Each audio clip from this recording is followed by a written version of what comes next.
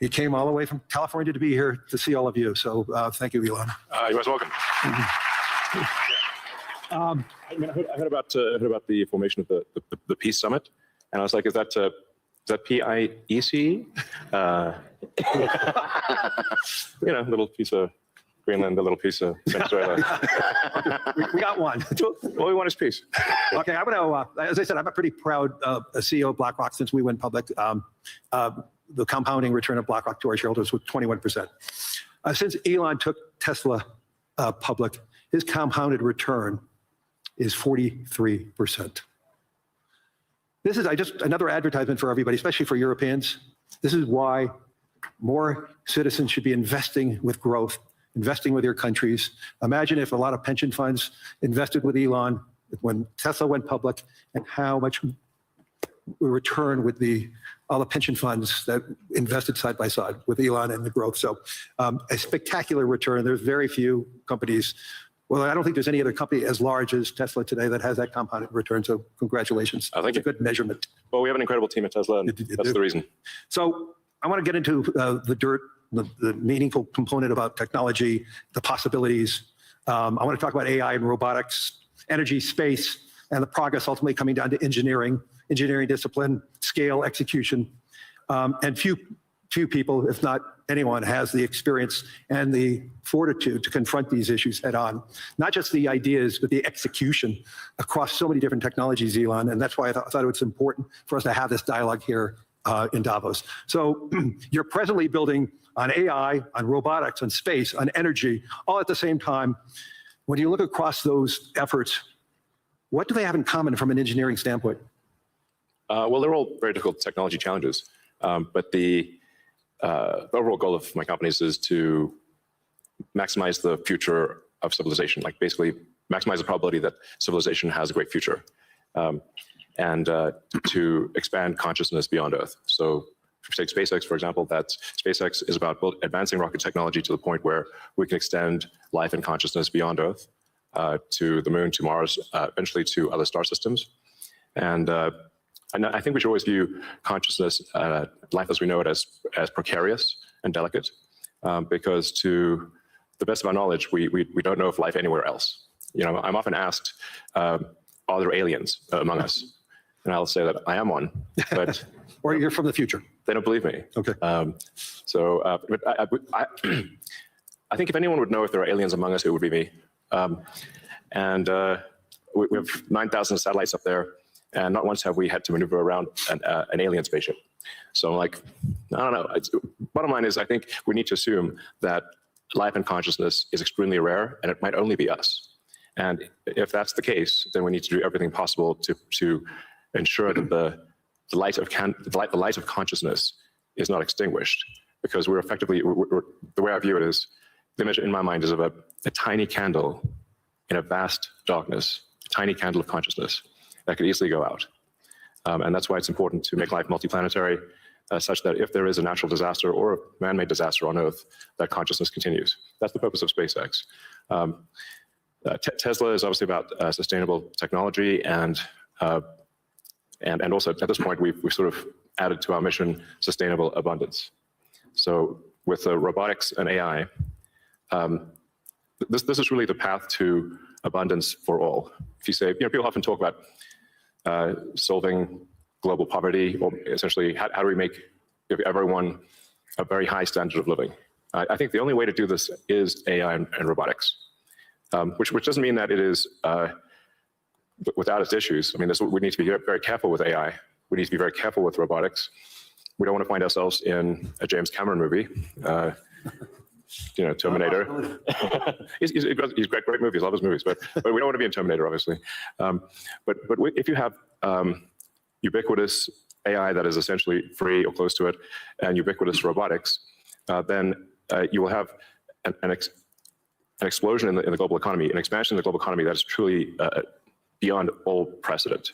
Elon, can that expansion be broad? Yes. Or is it narrow? And how can that be created? How can it broaden the global economy? Yeah, I mean, the way to think of it is that if you have a large number of humanoid robots, the economic output is the average productivity per robot times the number of robots. Right. And actually, my prediction is in the benign scenario of the future that the robots will actually make so many robots in AI that they will actually saturate all human needs. Meaning you won't be able to even think of something to ask the robot for at a certain point. Like there will be such an abundance of goods and services because my prediction is that there'll be more robots than people. So, But how do you then have human purpose in that scenario? yeah, I mean, nothing's perfect, but I mean, it is a necessary. Like you can't have both. You can't have work that has to be done and amazing abundance for all. Because if it's work that has to be done, then you and only some people can do it, then you can't have abundance. Then for it's all. narrow. It's narrow, Yeah. exactly. So, but if you have billions of humanoid robots, and I think there will be, I think everyone on Earth is going to have one and going to want one, because who wouldn't want a robot to, assuming it's very safe, watch over your kids, take care of your pet. If you have elderly parents, a lot of friends of mine said they have elderly parents. It's very difficult to take care of them. Expensive. Yeah, it's expensive, and there just aren't enough people to take care of not enough young people to take care of the old people. Right. So if you had a robot that could take care of and protect an elderly parent, I think that would be great. That would be an amazing thing to have. And I think we will have those things. So overall, I'm very optimistic about the future. I think we're headed for a future of amazing abundance, which is very cool. And definitely, we are in the most interesting time in history. I think there's a more interesting time in history. So. Can you and I reverse aging in this new history, or are we going to see it? I haven't put much time into the aging stuff. I do think it is a very solvable problem.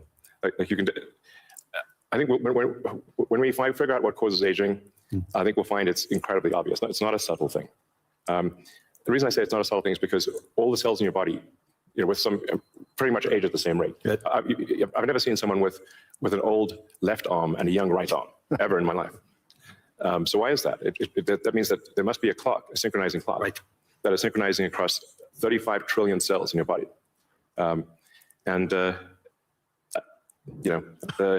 There is some benefit to death, by the way.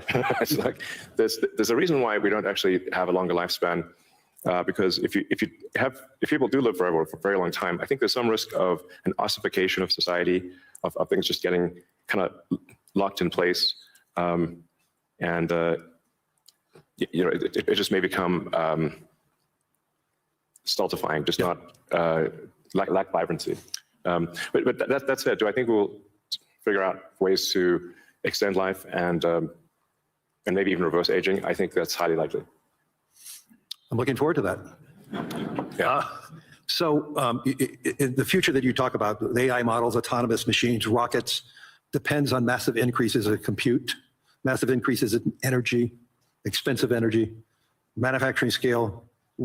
What are the bottlenecks to get there? And once again, with all that expenditures, again, how can we make sure that it's broad and not narrow? I just think the natural thing is it's going to be very broad because AI companies will seek as many customers as they possibly can, and the cost of AI is already very low and it's plummeting every year.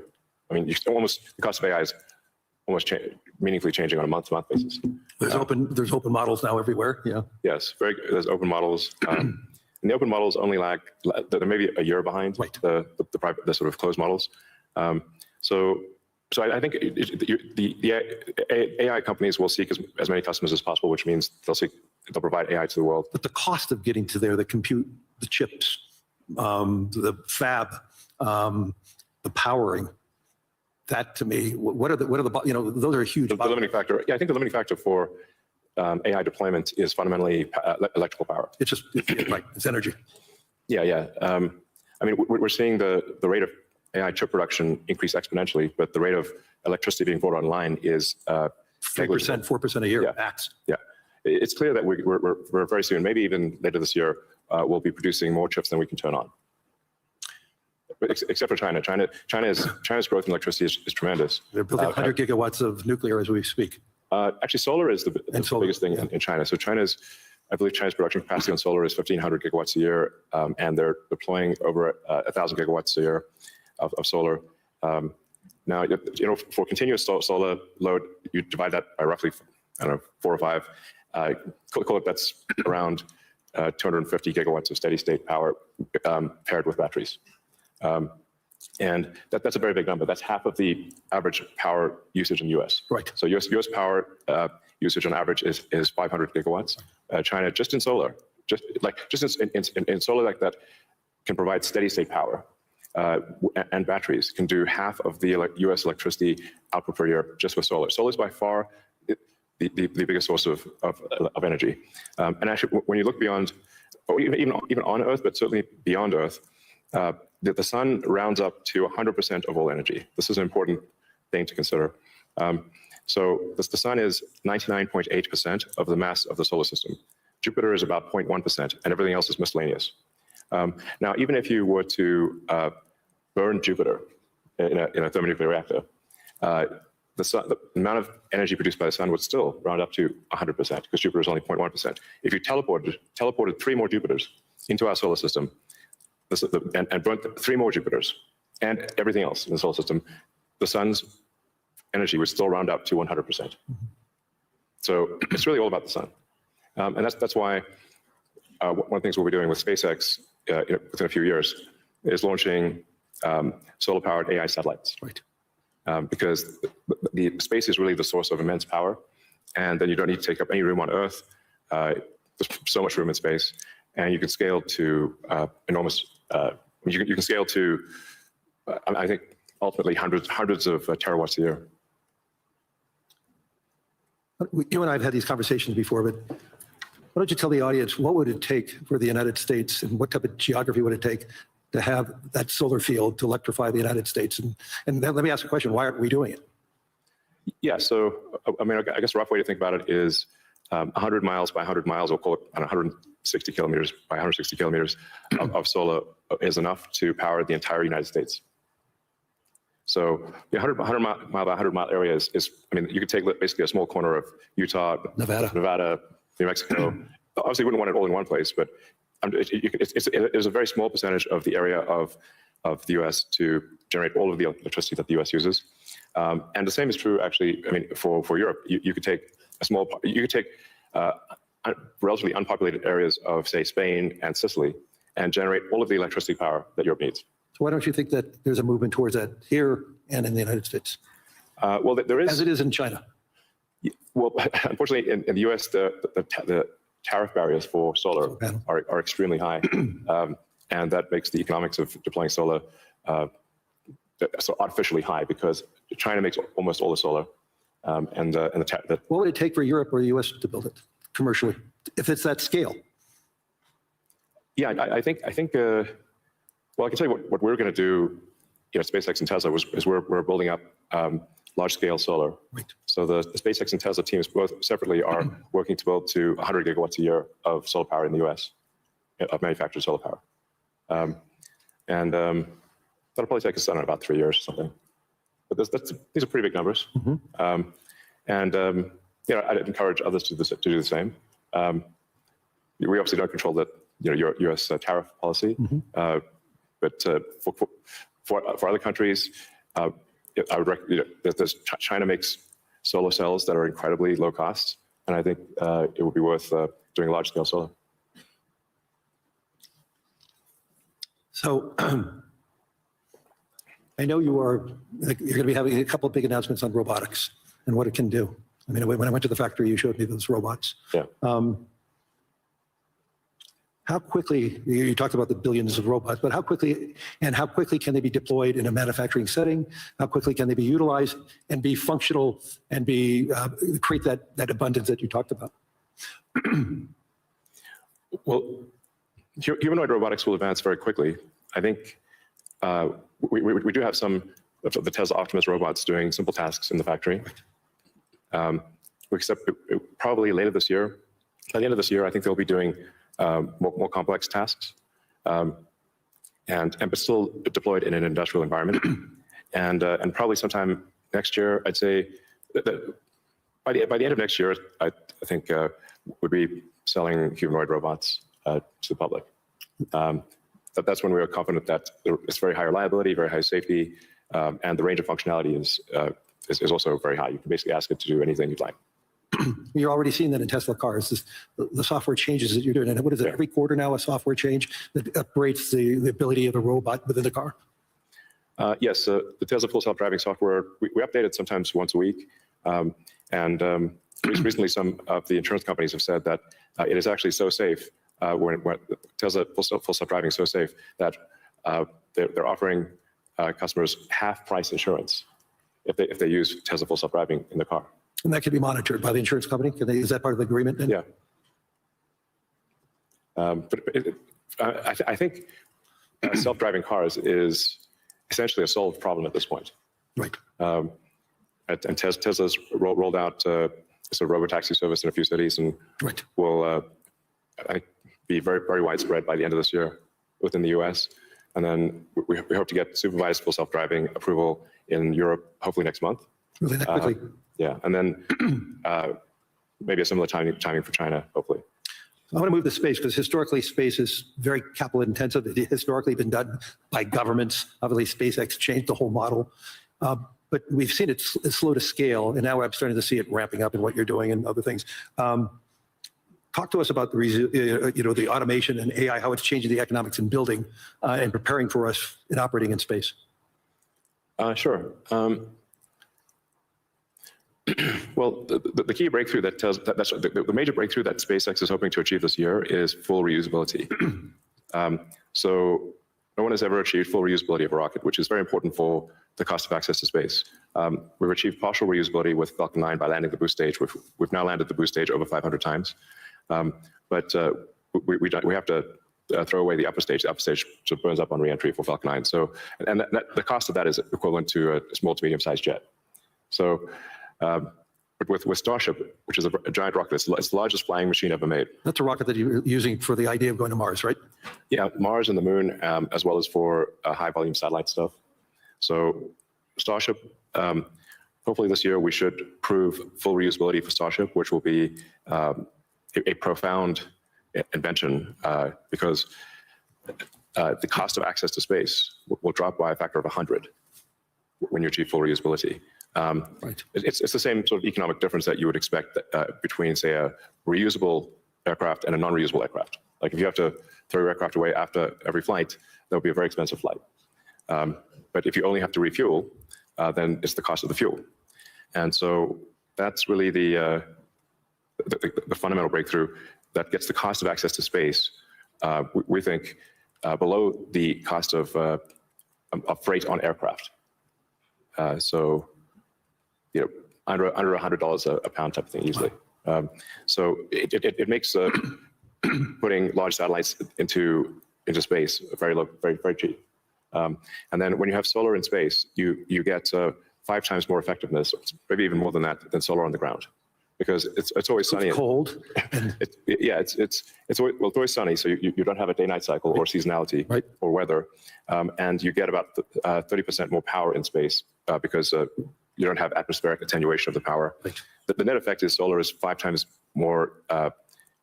Any given solar panel will do 5 times more energy in space than on the ground. Is there any capacity in doing that and taking that power and bringing it back to Earth? Is there any way of doing that, or you're just taking that power and utilizing it for the needs, like building AI data centers in space?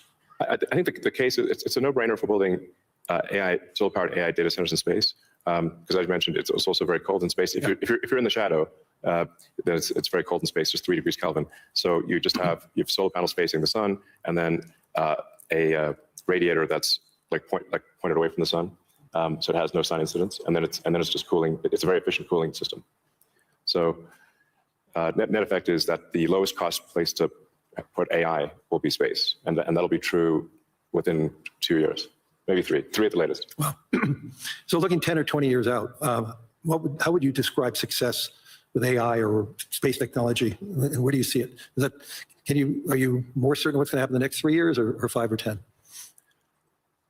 I don't know what's going to happen in 10 years, but the rate at which AI is progressing, I think we might have AI that is smarter than any human by the end of this year. And I would say no later than next year. Wow. And then probably by 2030 or 2031, call it 5 years from now, AI will be smarter than all of humanity collectively. We only have a number of minutes left, but I want to humanize you for a second. So there's no speculation that you're about peace. Right.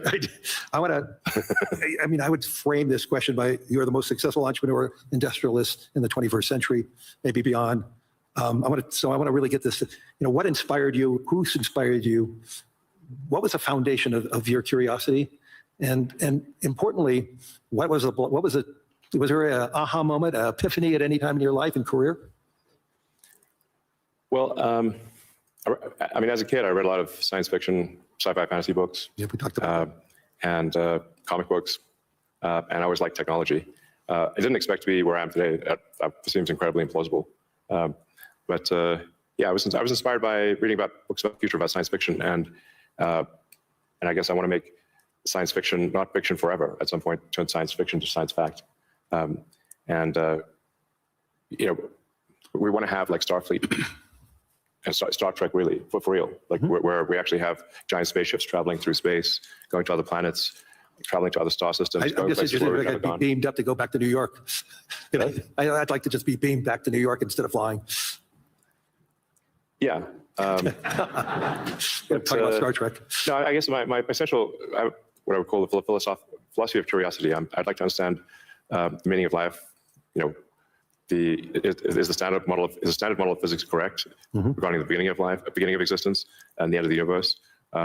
What questions do we not know to ask that we should ask? And AI will help us with these things. So I'm just trying to understand, how do we get here? What's going on? What's real? Are there aliens? Maybe there are. And if we've got spaceships that are traveling to other star systems, we may encounter aliens, or we may find many long dead alien civilizations. But I just want to know what's going on. I'm curious about the universe, and that's my philosophy. Do you see yourself ever going to Mars in your lifetime? Yeah, I mean, I would say like That's a long commitment. I've been asked. Isn't that 3 years each way? It's 6 months. 6 months. That's all it is. Yeah, 6 months, but the planets only align every 2 years. Okay. So yeah, I've been asked a few times, like, do I want to die on Mars? And I'm like, yes, but just not on impact. That's a good answer. Anyway, we're out of time. Hopefully everybody enjoyed this. I mean, there's so many myths around Elon Musk. I could tell you he's a great friend, and I constantly learn so much from him. And I'm totally inspired by what he has done. I've been inspired who he is, and I'm totally inspired by his vision of the future. And I don't think it's such a bad future. And I agree with his optimism. So Elon, thank you. Any last words? Well, I think my last word.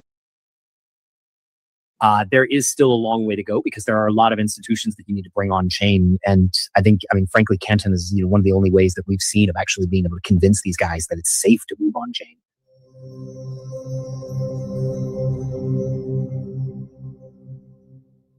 Alrighty, everybody, what is going on? Welcome back to another CyberX video breakdown. We are entering into an era of real-world utility and not digital asset speculation and hype.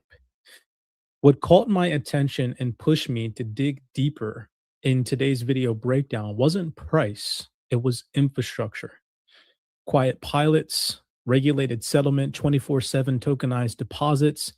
And so in today's video breakdown, I want to show you what is actually being built behind the scenes on the Canton network and why institutions and organizations like the DTCC and Digital Asset matter, and what even led me to doing this research in the first place. If you care about where the financial system is going, not narratives, then stay with me, because today's video breakdown is going to be an excessively deep dive on everything that's happening behind the scenes and why I'm even doing this research. Now, right off the bat, the examples, the influencers, comments, and posts that we might cover in today's video breakdown, I need you guys to know that this is a research-based video. This is not I'm attacking any other blockchain or saying that one of them is going to rule and the other ones aren't. I'm just showing you guys information that is readily available to anybody that wants to go and find it. And what made me question certain narratives and even things that I'm doing in my own personal portfolio. Now, another thing that I need to say right off the bat, because I'm going to be comparing and bringing up some Ripple commentary, XRP is still personally my biggest investment. It is my biggest bag. It is the biggest investment in my crypto portfolio, considering that I got into XRP when it was sub 27, in even some cases sub 11 cents. And that's not going to change anytime soon. So I needed that to be said right off the bat, because a lot of people will say, oh, you're doing research on Canton now and this, and that. Anybody that has been a follower of CyberX knows that we have been covering Ripple and XRP since 2016, 2017 era. The same feeling that I'm getting about Canton Network is the same feeling that I got back in the early days when I discovered XRP back in 2016. And so now showing you guys why I'm even and started doing this research on Canton. Now, I started doing this research on Canton. There's timestamps in our private CyberX Discord from 2023 where I first started digging into Canton Network. But let me actually show you guys what solidified that the research that I'm doing was in the right place. And it actually starts with Ripple themselves. Where just the other day, I believe this was January 15th, 2026, Ripple made an announcement. You can see that here. Today, our partners at BNY Global launched tokenized deposit services for institutional clients, bringing the promise of digital assets directly into the banking system, with Ripple Prime as an early adopter of this technology. Noel Kimmel, the president of Ripple Prime, even said, as more traditional financial institutions move into digital native services in 2026, BNY is staying ahead of the curve, bringing digital assets directly into the banking system. We are proud to expand our long-standing strategic collaboration now as an early adopter of BNY's tokenized deposit services through its digital assets platform. So Ripple is going to be utilizing and adopting this digital asset platform from BNY Mellon. And in this entire elaborate post, I showed you guys how this has everything to do with Canton Network. As you guys can see, this is directly from a document from BNY themselves. And it goes on to say right here in the document how it works. Phase 1, clients and fund companies will interact with Liquidity Direct in the manner that they do today to also invest in and or redeem tokenized share classes via Liquidity Direct, which will have mirrored copies on the blockchain via the GSDAP, or Goldman Sachs Digital Asset Platform. Liquidity Direct's blockchain connectivity layer, managed by BNY's digital asset platform, consumes mirrored information from Liquidity Direct and provides that through BNY DAP onto a blockchain platform that can be internal or from a third party. In phase 1, this will be a private permission third-party blockchain platform, i.e. the GSDAP. And we know, again, in this post that I shared for you guys, the GSDAP runs directly on Canton Network. Here again, this is directly from BNY, and it says, BNY will employ blockchain technology developed by Goldman Sachs to maintain a record of customers' ownership of select money market funds. This combined solution marks the first time in the US that fund managers, I repeat again, the first time in the US that fund managers have enabled subscriptions for shares of their money market fund via BNY's Liquidity Direct and digital asset platforms, the corresponding value of which will be represented through mirrored recognized tokenization utilizing GSDAP. Integration with BNY's digital asset platform mirrors tokens of the money market fund shares, and they are created on GSDAP, an award-winning technology platform developed by Goldman Sachs, which leverages solutions developed by Digital Asset. And this is coming directly from GoldmanSachs.com. If you come over here, it specifically says Goldman Sachs Digital Asset Platform natively runs on the Canton Network. So what made me start questioning some narratives is that Ripple, again, is choosing to use BNY's Digital Asset Platform. They're an early adopter. And BNY's Digital Asset Platform, I just showed you guys, mirrors the GSDAP, and the GSDAP runs on Canton Network. So collectively speaking, Ripple chose to adopt technology that underlies on the Canton Network, which made me start questioning things. Not questioning things in a negative way, but really just starting to dig a little bit deeper to really get to the bottom of infrastructure. Again, this isn't infrastructure research. Now, that doesn't mean that I don't believe in Ripple and anything they're doing. I still think that they're a phenomenal company and organization, and I'm still stacking more XRP because I believe in the long-term valuation of the digital asset itself and the longevity of Ripple, the company and organization, and what they're doing in this space. This is not a comparison video. I'm just showing you guys to start off this research video why I even started questioning things, because Ripple themselves are literally choosing to be early adopters of technology that sits on Canton. Can't ignore that. It's in the research. It's in the infrastructure. Next, we come over here. Yellow Card, if you guys don't know about this organization. Yellow Card is the largest and first licensed stablecoin payments orchestrator, empowering businesses across emerging markets with international payments, treasury management, and USD liquidity. If you come to their about, you click on their profile and you go directly to their website. So let's go to their website. The operating system for modern money movement. They are backed by Visa. They're backed by PayPal. They're backed by Western Union. They also have 106 plus tier 1 banking and liquidity partners. They're supported in 35 plus different countries and jurisdictions, and they allow for over 50 plus payment currencies. I'd go outright to say that this is a pretty important organization. It's not just some rando on the internet. So when I heard this directly from the CEO himself, this aligned with my speculation, because he specifically says in this podcast. But I think that people oversimplify the concept of bringing FX on chain. And there have been a number of companies, even now, there's a number of companies that are trying to bring FX on chain, which sounds great, right? And, you can raise a bunch of money and, everybody loves the idea of bringing FX on chain.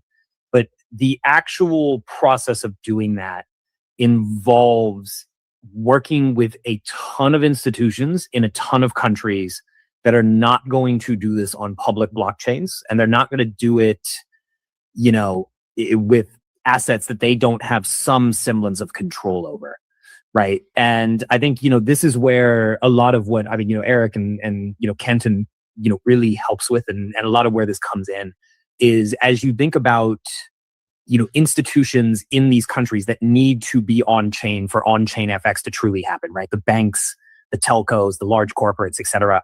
Look, we had a call with the C-suite of a bank, one of the largest banks, in emerging markets today. These guys are not going to use a chain that they don't have control over the consensus. They don't have control over the ledger. They don't have control over any of it. Why would they, right? They're a massive bank. Why would they give up that control? And so I think, you need a system where all of these banks have interoperability, but also have control, right? And that's, to me, that's really the magic of what, Canton has built, and why, why I think that like the solution that these guys are working on is really the only way to bring FX on chain, right? I don't think you can actually just issue stable coins for all these different currencies the way that, Tether and Circle have. I think the US dollar is a very unique currency in global trade. These other currencies are going to be controlled by banks. These stable coins are going to be controlled by banks. They're going to be controlled by, the financial institutions in each of these countries. And they're going to want, a certain level of control to feel comfortable actually putting this stuff on chain and making this stuff available.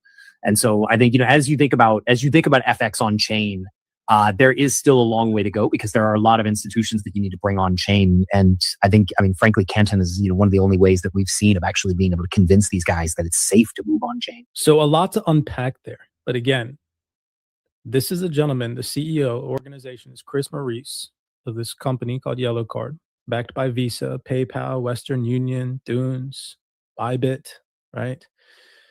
And he just said to you guys, that video breakdown, mind you, okay, look at how many views this has.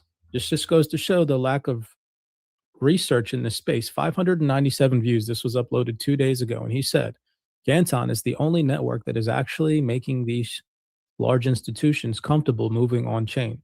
He specifically said he had a conversation over the phone with a large bank and institution, and they confirmed that they're not going to be utilizing public blockchains, right?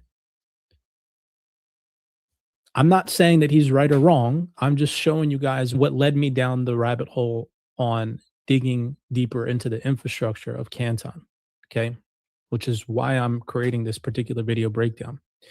Now, coming over here to one of Smoke's posts. Shout out to Smoke. I think he's a phenomenal documented researcher in this space. 99.999% of the information that he posts out on the internet is just documented research. And I think the space needs more people like Smoke, where they just do documented research. But there comes a point in time where we really have to question the documents and what's being put out and the actual people and organizations and blockchains that are being chosen by the organizations like the DTCC being mentioned, because the DTCC is not using Ripple or XRPL. They are using Canton. And unfortunately, it's a fact that a lot of people have to come to terms with by just doing the research. So Smoke posted this document. And again, this has nothing to do with Smoke's post in particular. It has everything to do with the infrastructure. That's my focus here. And the only reason why I'm bringing this up is because somebody actually commented on Smoke's post down here and asked the question. So I'm kind of answering that. So Smoke posted this, DTCC plus Ripple. No real understanding on what he meant by this, but I'll show you guys the document. Here it is right here. And right under that, he tagged the DTCC's post from 22 hours ago stating, tokenization is delivering real outcomes, faster settlement, enhanced liquidity, 24/7 markets. Tokenization is accelerating. Are you ready?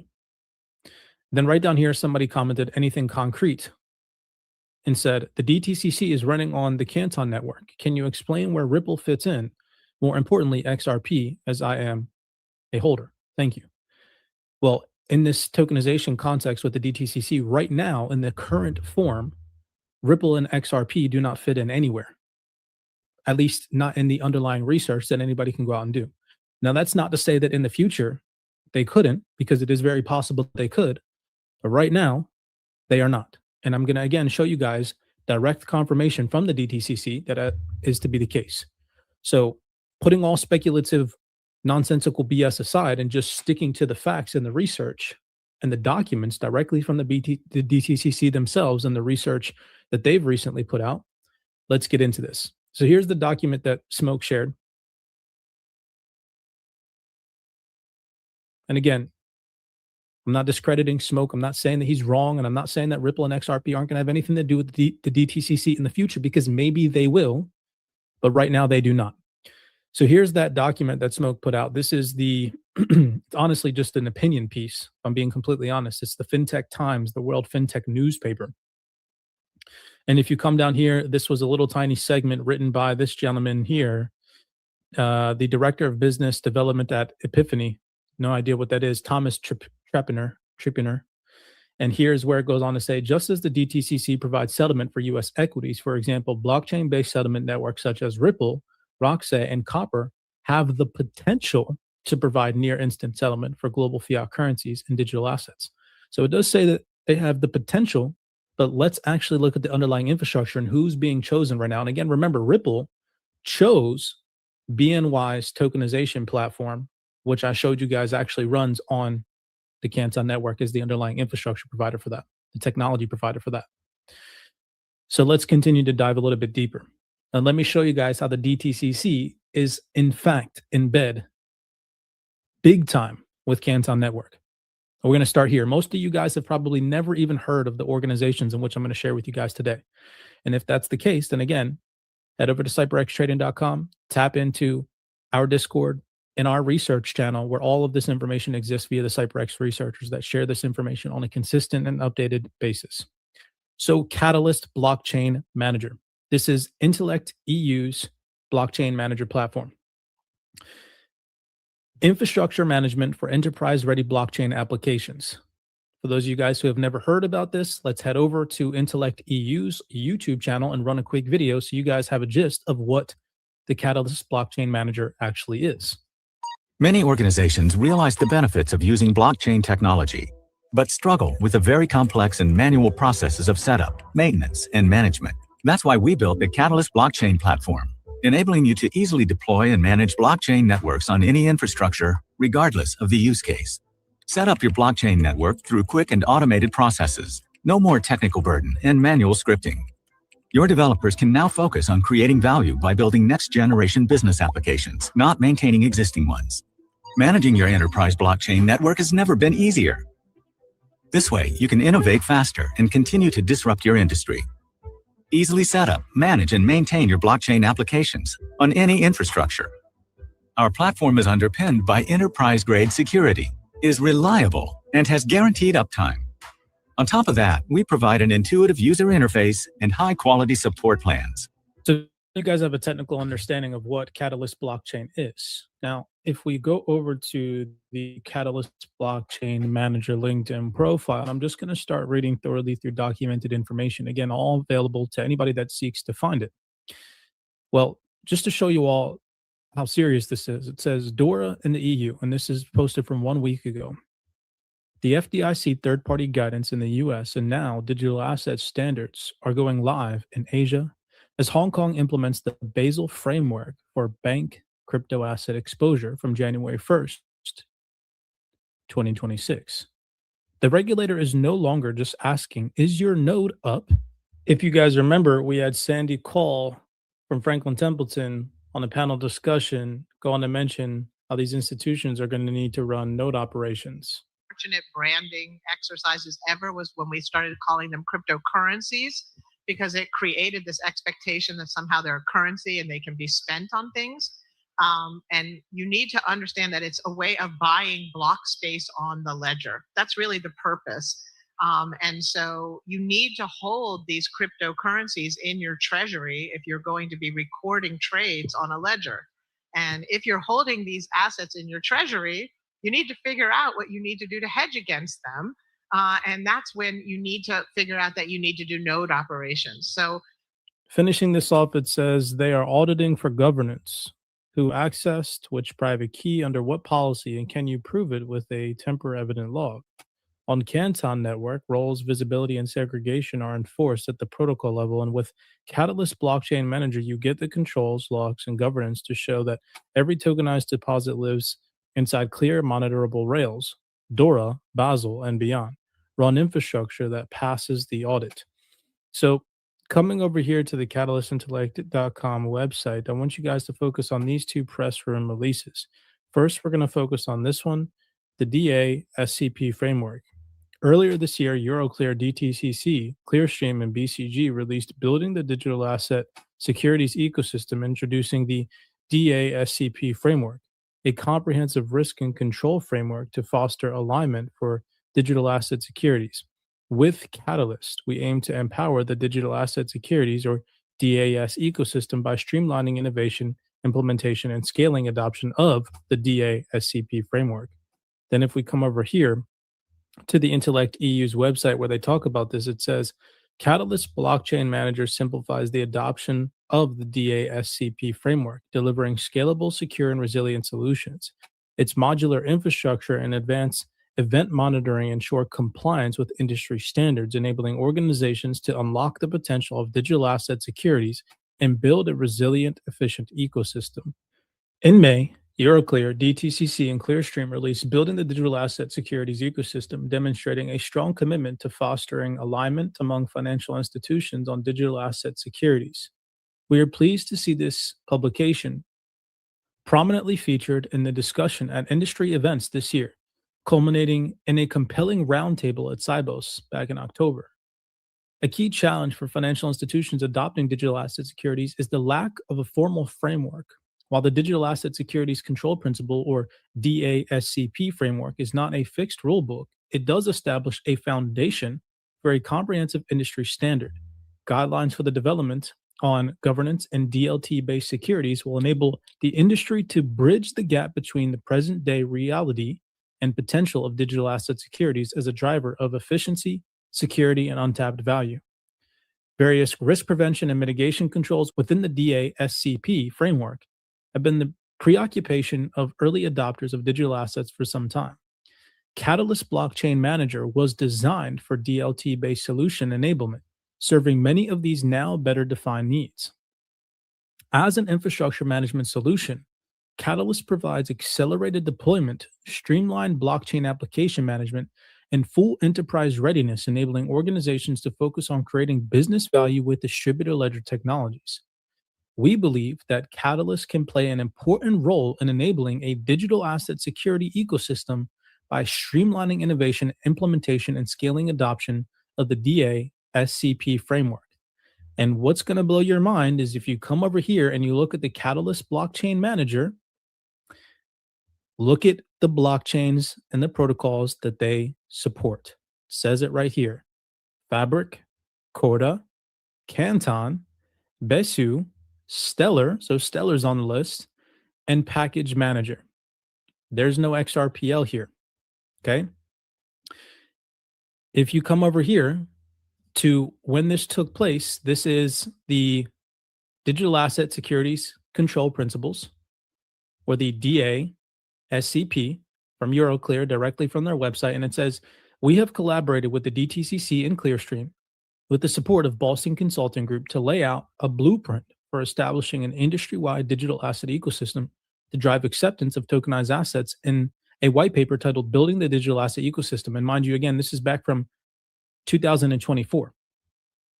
Now, if we come over here to the document itself, it specifically reads right here.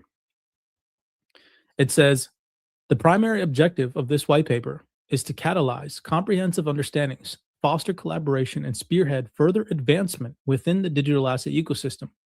The DA-SCP will serve as a baseline to help propel the industry towards standards. The move is designed to position the association to actively engage with the broader ecosystem. This involvement is crucial for the DSAP to serve not just as a set of guidelines, but as a dynamic catalyst that drives the conversation forward. The scope of this paper encompasses digital asset securities, subsequently referred to as DASs, as defined by GFMA. Specifically, it includes securities, the utilization of DLT to represent or embody rights that utilize DLT, similar to those of traditional securities, whether they're issued directly on a blockchain, security tokens, or digital representations, i.e. digital twins of existing securities, all forms of equity debt derivatives.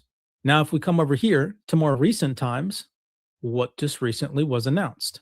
Now, if we come to more recent announcements, considering that was back in 2024, fast forward to December 2025, what did the DTCC announce for the first time ever? The DTCC and digital asset partner to tokenize DTC custody U.S. Treasury securities on the Canton network.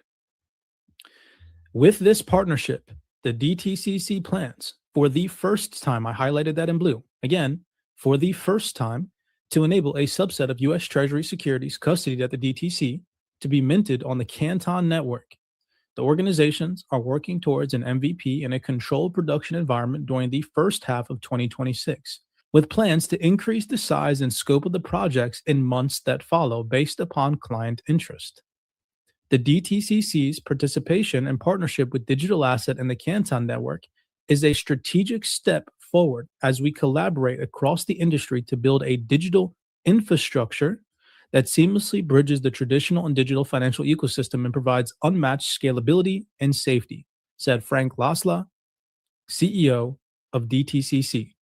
This collaboration creates a roadmap to bring real-world high-value tokenization use cases to market, starting with U.S. Treasury securities, and eventually expanding to a broad spectrum of DTC-eligible assets across network providers.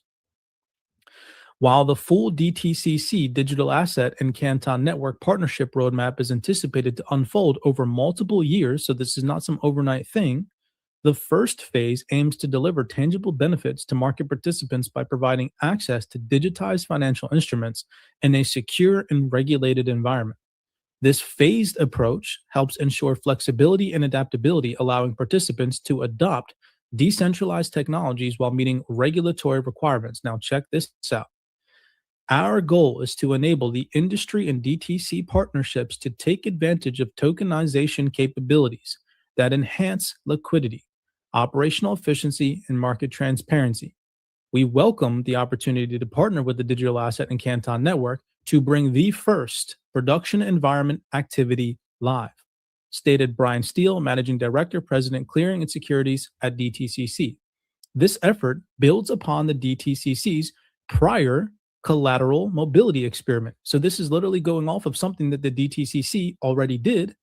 And if we go back to, here you see 5 months ago, the Depository Trust Clearing Corporation, the Great Collateral Experiment wasn't just a demonstration. It was a strategic preview of what is next. They literally told us this 5 months in advance. Okay. They told us this 5 months in advance. We come over here, we listen to Dan Donnie real quick. As well as the technical components that went into the Great Collateral Experiment. Folks should realize this was real. This was not a made up it was real technologies operating in real time on a made up scenario and not with real value. You should also note that DTCC is keen to bring these technologies to production. There's a substantial road given our responsibility. DTCC is very keen to bring these things into production. And this is from 5 months ago. Now we fast forward to 2025 in December. Who did they choose to do this with? Canton Network. And it mentions directly in the statement that this is happening for the first time. It says it right here, multiple times. The first time. Right here and right here, just to solidify it. Now we come over here and you plug this article directly into ChatGPT and you ask it the question, in regards to the 2025 December report, does it mention it the first time? Wouldn't that imply that the DTCC is doing this for the first time on Canton? So any speculation that this has happened on Ripple's technology like the XRPL would actually be incorrect. ChatGPT's response to that said, yes, explicitly. The key sentence is, the DTCC plans for the first time to enable a subset of U.S. Treasury securities and custodied at the DTC to be minted on the Canton network. What for the first time legally and operationally implies? In regulated market language, for the first time means exactly that. No prior production tokenization of DTC custodial assets, no previous live minting of these assets on any other blockchain, no prior settlement, custody, or issuance of these assets on XRPL, Ethereum, or any other distributed ledger technology. If the DTCC had already tokenized custody treasuries elsewhere, they could not say for the first time. They would instead say expanding, continuing, or building upon prior initiatives. They didn't. Anyone claiming that the DTCC already did this on any other technology, including Ripple and the XRPL, is factually incorrect based on the DTCC's own words. Here's why. The DTCC names the network. They explicitly say Canton Network. No ambiguity, no hedging language. The DTCC states for the first time minting, not first time on Canton, first time period for the DTCC custody treasuries. Regulatory constraints. The DTCC operates under SEC oversight. Misstating for the first time would actually be a material disclosure violation. They are extremely careful with the language for this exact reason. This does not mean Ripple has no relationship with the DTCC, as I mentioned. This does not mean XRPL has no role in capital markets, as I mentioned, that in the future they could. And this does not mean that the DTCC won't ever use other networks, which again, I reiterated that they could. But what this does mean is that this specific initiative, this specific asset class, and this specific minting activity is happening for the first time ever on Canton Network. Anything else is a narrative, extrapolation, not evidence. So huge confirmation again, starting all the way back from showing you guys that the organization that planned to empower, says it right here, with Catalyst, we aim to empower the digital asset ecosystem by streamlining innovation and implementation and scaling adoption of the DASCP framework, literally allowed for a handful of different protocols to be utilized for this. And it says it right here, the supported protocols are Canton, Besu, Stellar, Corda, Fabric, right? The devil's in the details here, guys and gals. As we continue down the rabbit hole, we come over here, and I want you guys to directly listen to an individual representative from Intellect EU go on to talk about the Catalyst Blockchain Manager? Start building on it or joining the network. From your experience, what are the biggest challenges the institutions face when they are evaluating the Canton, and how they can be solved, for example, with the help of Catalyst Blockchain Manager? Yeah, sure. So here it's broader answer for traditional institutions, and honestly, even for crypto natives and those who've been in the sphere and enthusiastic about blockchain for years. CANTON is still challenging in terms of technical side, evaluating technical side, getting familiar with how the protocol is built, getting relevant expertise in-house, and actually start being that familiar with the system, the ecosystem that you can actually trust and bet on the fact that you will have your nodes up and running with the most uptime possible. So in practice, that means having a strong engineering, DevOps team, security team. They should be capable to operate on CANTON while meeting regulatory, security, and operational requirements, especially when this comes to not just simply the node as a service operation level, but more to the application build level. And when building the real applications and real use cases come into place, that should be a real strong setup. So like that, you can try to do that all by yourself, or you can just use Catalyst Blockchain Manager and Intellect to your team, which is the Catalyst Blockchain Manager is the software really created for the only purpose to ease the process of operating the blockchain infrastructure. And Intellect to you has been with the CANTON and together with CANTON from the very early bird and very beginning. So instead of setting everything up internally, institutions, companies, financial institutions, banks can really rely on a team with extensive experience that has been working with CANTON for years, not even for months, for years. And Catalyst provides a managed production-ready environment with a strong focus on especially stability, security, and uptime, everything that any institution that builds on CANTON and that wants to bring value on CANTON will really value. The goal and our goal is and will always be is to allow institutions to build and participate in CANTON while the infrastructure side is handled in a secure and reliable way. Impressive. Another question I have is I saw a lot of tweets and LinkedIn posts of people comparing the CANTON network to other chains like Ripple. What do you think people misunderstand about the CANTON network right now? Like, why do this all of these comparisons and discussions pop up?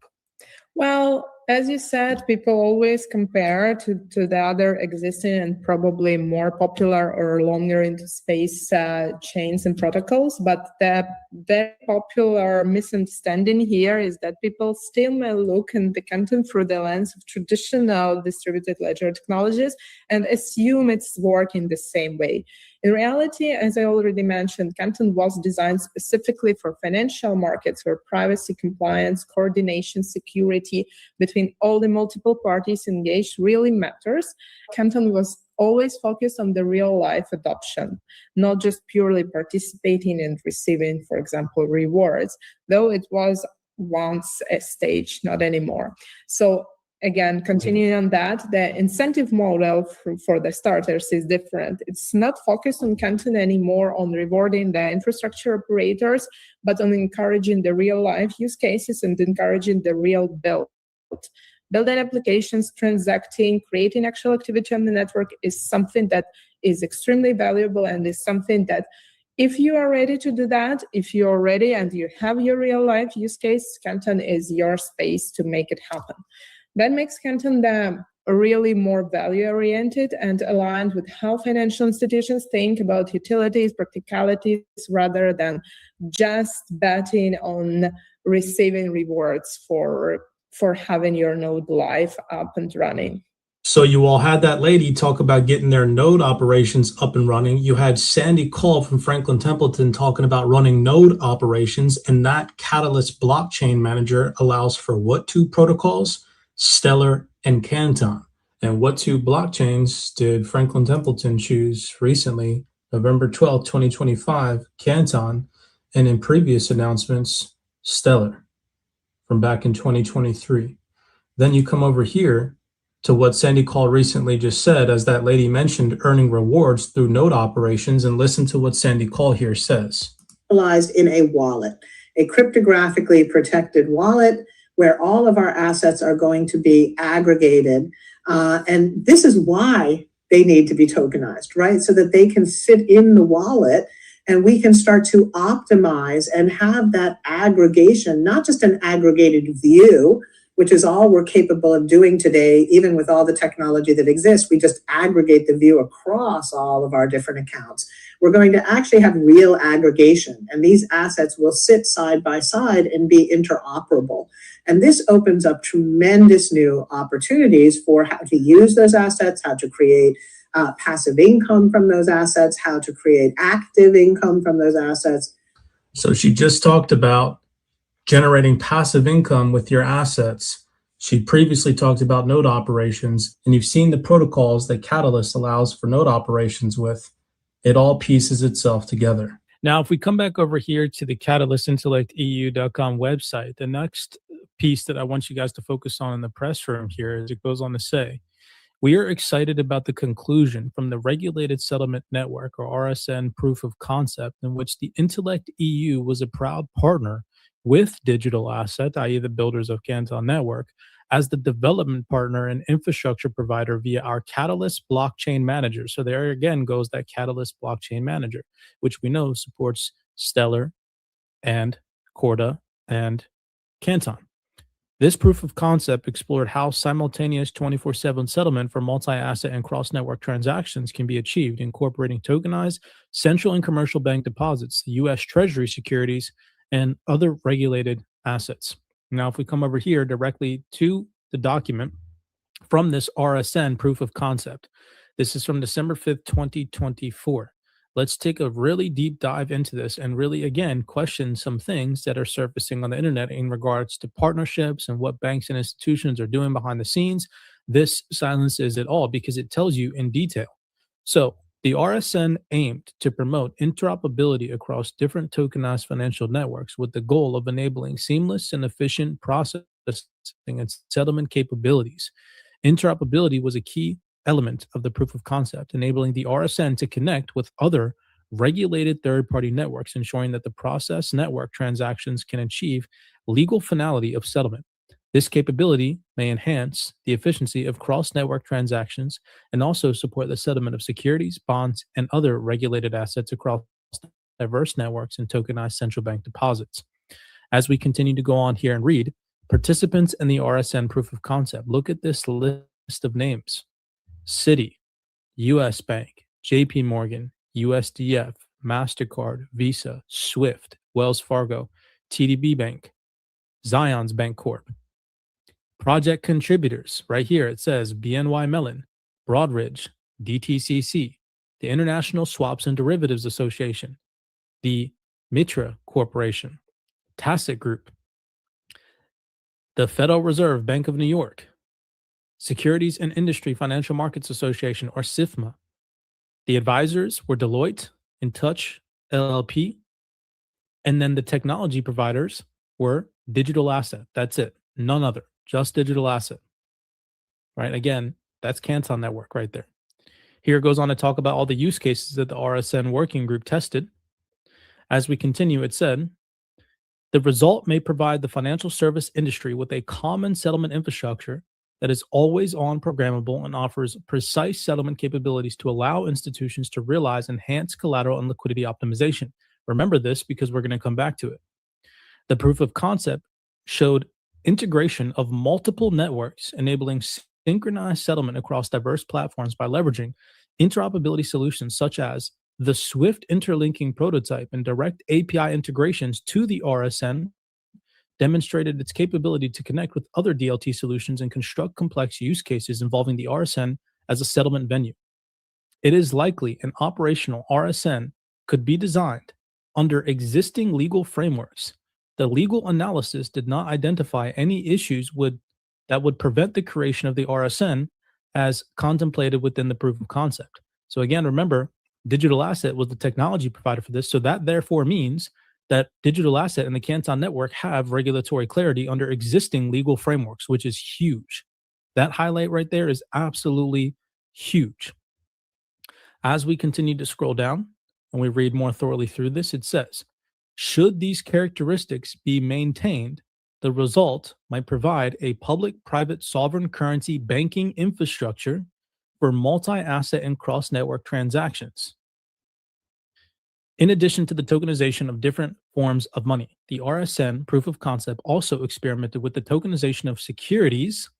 Tokenized securities with the RSN FMI are assumed to have the same ownership rights as they do today. Theoretically, tokenized securities can potentially provide enhanced operational efficiency and automate more complex transaction logic via smart contracts. In the RSN proof of concept, the working group tested DVP use cases that include various securities, IG bonds, and US treasuries. And remember, what was announced, remember this RSN took place over a year ago. And if we come back to now more recent times, who did the DTCC continue to follow through and choose to do US Treasury securities on? Right? Canton network. So this is proof that the proof of concept is now materializing into real live production. Okay. As we continue, it gets even deeper. So we come down here and it mentions the use case introduction, but this is where it gets very interesting because it says the use case also engaged with Broadridge and its distributed ledger repo platform to test how two RSN members that are also Broadridge DLR members use the DLR to initiate a 3-hour intraday repo to better optimize its tokenized collateral on RSN and be able to provide intraday funding to the settlement same-day trade obligations. This use case intended to show how the RSN's common settlement infrastructure, which contains various forms of tokenized collateral, could allow firms to seamlessly access and deploy its collateral and provide real-time liquidity through an intraday repo transaction initiated on Broadridge DLR. Now, so this RSN runs on digital assets technology, i.e. Canton network, and Broadridge's distributed ledger repo platform that was also tested in this proof of concept also runs on freaking Canton, y'all. Don't take that from me. This is posted January 15th, 2026, only has 135 views, and this is an individual representative from Broadridge himself. This is Soto Sanchez. He is the chief product officer at Broadridge. Listen to what he says here directly from him. We're also very much focused on sort of solutions that sort of help to sort of redefine existing workflows, but for a digital asset future, right? So what's the workflow for a wealth manager or an asset manager or a broker dealer, right, on the digital asset side, right? Because the workflows are going to change. It's very different. And so like, how do you support those workflows? I think that's extremely important as well. And then sort of another aspect that we're very much focused on is this interoperability aspect that I mentioned beforehand as well, right? So we're members of the Canton network, which is a public permission network. And so our distributed ledger repo solution runs on the Canton network. And so we do believe that interoperability, especially something like Canton, which is sort of purpose-built for financial services, right, to deliver the security, the privacy sort of that we all require, is the kind of solution that we're going to start to see sort of across the marketplace to just facilitate that, get folks on that common network as well. Now, I want you guys to focus on the vocabulary he just used. He said, our goal is to get people on this common network. Especially something like Canton, which is sort of purpose-built for financial services, right, to deliver the security, the privacy sort of that we all require, is the kind of solution that we're going to start to see sort of across the marketplace to just facilitate that, get folks on that common network. And he specifically mentioned how their DLT platform runs on the Canton network, on that common network. This is going to absolutely blow your mind. Elon Trades over here on X, shout out to Elon Trades. This is how I'm going to wrap it up for today. Said, why Larry Fink's once common blockchain commitment at Davos is almost certainly about Canton Network. And you just heard the gentleman from Broadridge talk about Canton Network and mention our goal is to get people over onto this common network, right? You cannot make this up. Here's what Larry Fink said at Davos most recently. Tokenization and digitization of their currency. That's Brazil and India.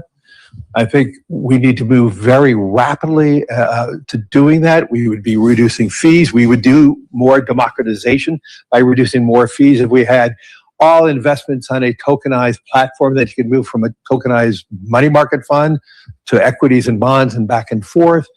We have one common blockchain.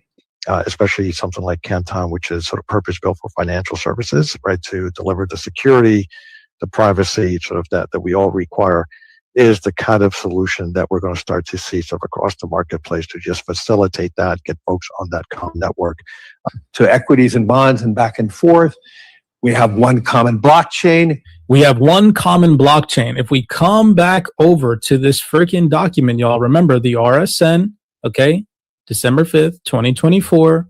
We already know SWIFT, DTCC, BNY, JP Morgan, Citi, all the big bank, Visa, Wells Fargo. Come on now, y'all. ISDA, the International Swaps and Derivatives Association. Who was the technology provider for this? Digital Asset. Remember, we go back over to Catalyst. Okay, don't forget, we started here. Catalyst mentioned that same thing. They are excited about the conclusion from the regulated settlement RSN proof of concept in which Intellect EU was a proud partner with Digital Asset as the development partner and infrastructure provider via our Catalyst blockchain manager. And we already showed the Catalyst blockchain manager provides support for Canton, Besu, Stellar, Corda, and we know that they chose Canton. Okay. Y'all, you cannot make this stuff up. We come back over here to the RSN document, and what does it say? Look at this. If you type in common as a keyword here, it mentions it 33 different times. The hypothesis of the RSN is that combining the beneficial capabilities of a shared ledger technology with the positive attributes of the existing regulated financial services industry could lead to the creation of a common industry settlement solution, i.e. a common blockchain that serves the evolving demand of the financial services industry.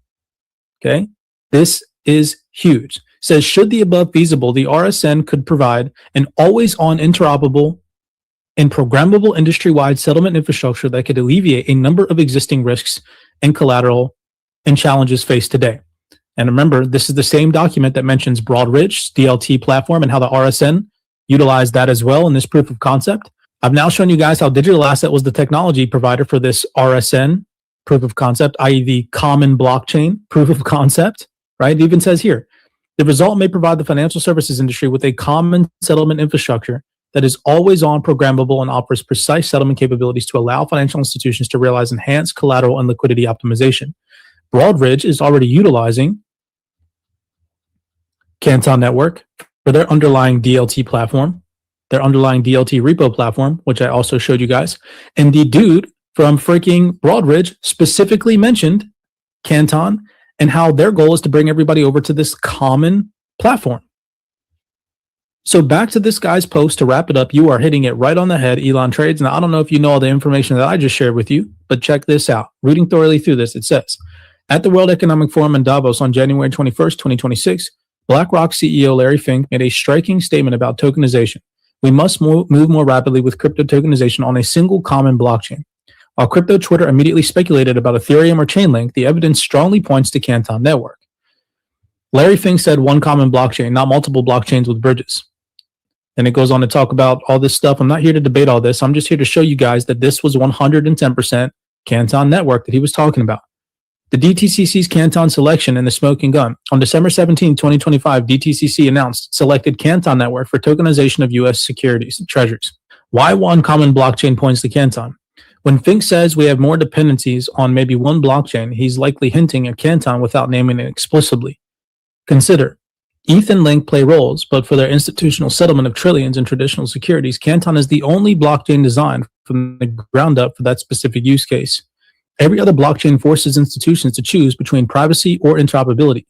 Canton is the only infrastructure where Wall Street is building critical financial plumbing at scale.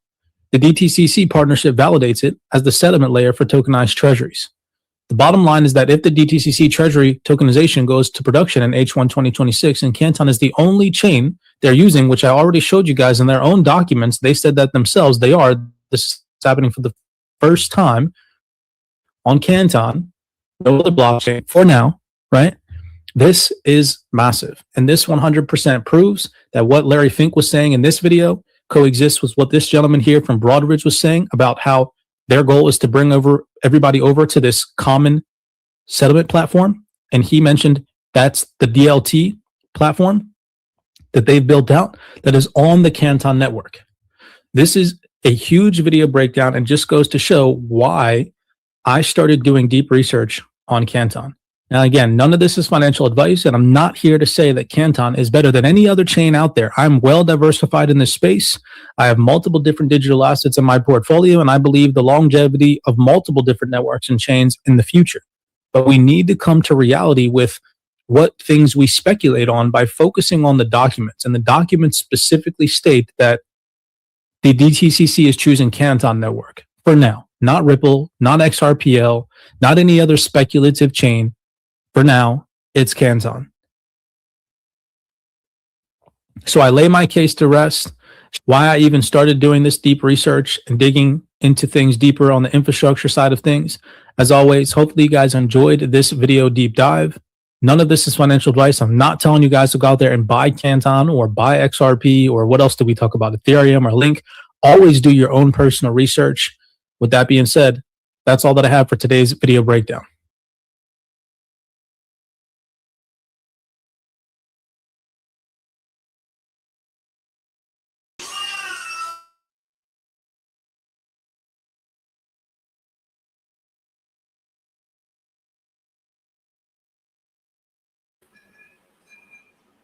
Yo, bro, you there?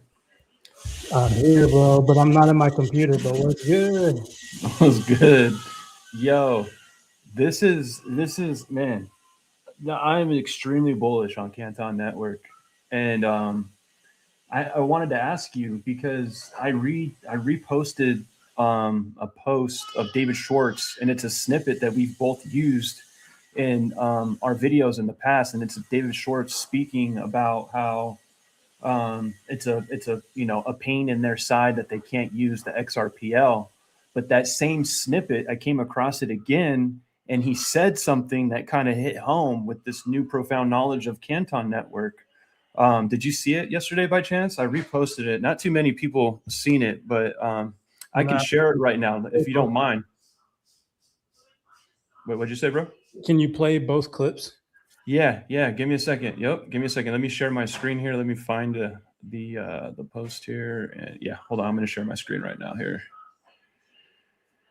And what's crazy too is when I reposted it, you have some comments on this video that are like giving their opinion, and their opinion just doesn't align with what David Schwartz is saying. It's almost like comments coming from denial. But I mean, I'll let everyone be the judge of that. But let me share my screen here. Yeah, it would be totally weird to listen to the actual core developer of the XRPL on what he says, right? Yeah, right. And then have like your opinion on top of it. No, David Schwartz, bro. You're totally wrong about what you say. Yeah.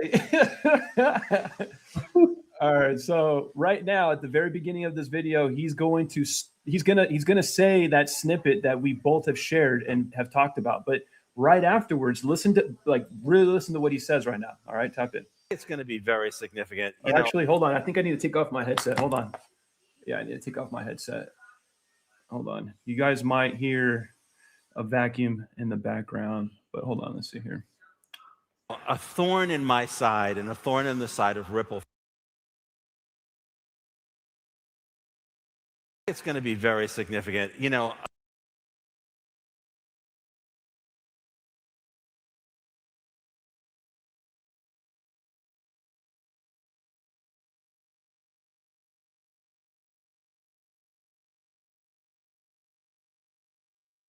I don't know if you're playing the video, bro, but it's paused. A thorn in my side and a thorn in...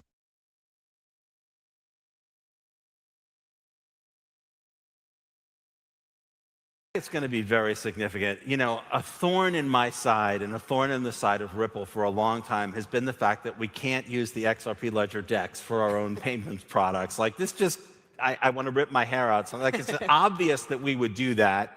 And it's frustrating that endlessly frustrating that we can't. And the primary obstacle is that Ripple is a regulated institution. Right. And if our trade like passes through a terrorist or somebody who's sanctioned by the United States, it doesn't matter whether we knew or could have known, or basically if there's a chance that that can happen, we just can't do it. Right. And so we have not been able to use the DEX. And it's just, And so permission domains will enable a domain in which you have to prove you're not a terrorist to get into that domain. And so that will mean that like lots of ordinary people, I made the joke at my other presentation, I said, all of us could get into that. Probably not that guy in the second row. Yeah, that joke killed earlier. But I mean, the idea is that these will not be just institutions to institutions. Why put that on the XRP ledger, right? That should be on a private ledger.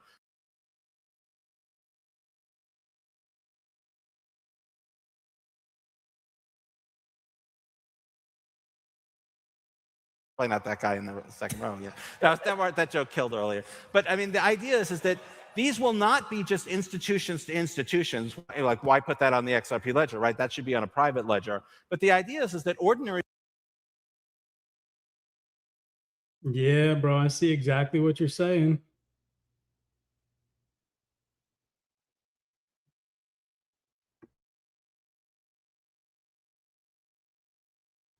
Like David Schwartz himself just said that they can't use the XRPL DEX and that these institutions are going to want to utilize a private ledger. With why would that even be on the XRP ledger? Not to mention the first 28 seconds of what he was talking about is also eyebrow raising, like we've been saying. Ripple cannot use the XRPL, and it's a thorn in their side. And then on top of that, institution to institution should not be on the XRP ledger. It should be on a private ledger. I mean, I feel like he's telling us right on stage. Like, I don't know. Yeah, man. I mean, again, that's why I think diversification in this new era of finance is key. And I think that a lot of people need to accept that we could have been wrong. Yeah. It's okay. It's not a big deal. It's like, it doesn't mean that the transformation of finance isn't happening, but it just might not be happening on certain blockchains. And it's okay. You just have to migrate with the changing tides, diversify. I hold both just in case. You know what I'm saying? It's like, I don't know if I'm right or wrong, but I can assume based off the research that exactly what David Schwartz just said and exactly what Canton is building and exactly what that guy from Yellow Card said at the beginning. I don't know if you saw that part, but the guy from Yellow Card, who was backed by Visa, backed by Western Union, backed by PayPal, has over 106 tier 1 banking partners, said that the only blockchain network that has given the confidence for these traditional financial institutions to move on chain so far has been Canton. Yeah. In that alone, we have not heard anybody else except for Canton at this point. So, I mean, maybe in the future that changes. I'm not opposed to that, but it's just more so right now, what's being said is exactly what we're relaying. This, and honest to God, none of this stuff is my opinion. I'm just sharing information that is available to everybody on this call. It's not like I'm just making this shit up out of my ass to start. Oh, you should go buy Canton. No, fuck that. Don't buy it. Yeah, facts. Bet against me. Matter of fact, bet against me and don't buy any Canton. Yeah. Nah, that's real. And I'll be on these podcasts with Aqua in 2030 and we'll revisit. Yeah, 100%. 100%, bro. And you said something very powerful on the Zoom call yesterday. Who's going to survive in this space are the ones that are diversified researchers. If you're just solely looking at one project and your heart and soul is committed to that one project and you're the biggest fan of that project, you might get eaten up. You might get chewed up and spit out, honestly. That's just my opinion. But, like we've heard it before, there's going to be more than one winner as well. Because what if that one project you choose that you based your whole entire portfolio on gets not chosen? Exactly. It's almost like some of the degenerates that are going all in on leverage and shit and don't even realize what they're doing, but they're just like betting on that one project or whatever and don't understand anything else. I feel like that's that same type of mindset, but just on steroids.